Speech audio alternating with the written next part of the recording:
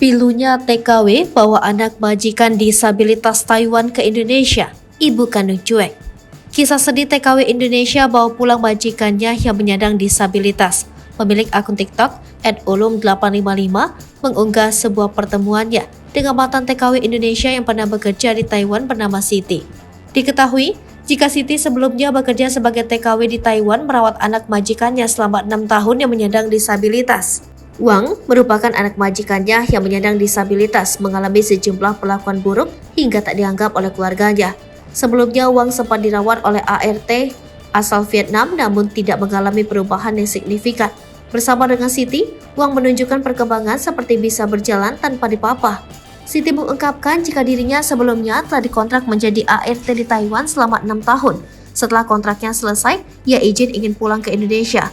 Namun majikannya Ayah Wang yang usianya telah renta meminta Siti untuk tetap bekerja karena tidak ada ART yang cocok untuk bisa merawat Wang sebaik Siti.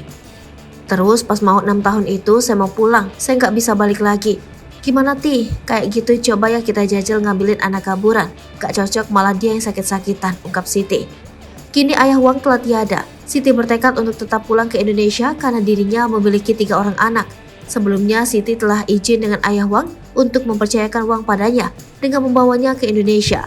Akhirnya Siti membawa pulang Wang ke Indonesia dan merawatnya. Siti mengungkapkan jika dirinya harus mengeluarkan biaya sebesar 3 juta rupiah untuk memenuhi keperluan Wang seperti obat-obatan yang mencapai 1 juta rupiah hingga popok. Dalam hal ini pihak keluarga Wang tidak membantu biaya perawatan Wang. Siti membuka toko kelontong yang dibantu oleh pihak keluarganya untuk memenuhi kebutuhan sehari-hari. Siti mengungkapkan kisah pilu yang dialami Wang selama ia tinggal di Taiwan. Ibunya maupun kakaknya tidak menganggapnya karena Wang menyandang disabilitas. Bahkan ibunya hanya menjenguk Wang setidaknya 2 kali dalam sebulan dan lebih memilih memegang anjing peliharaannya dibandingkan memperhatikan kondisi Wang.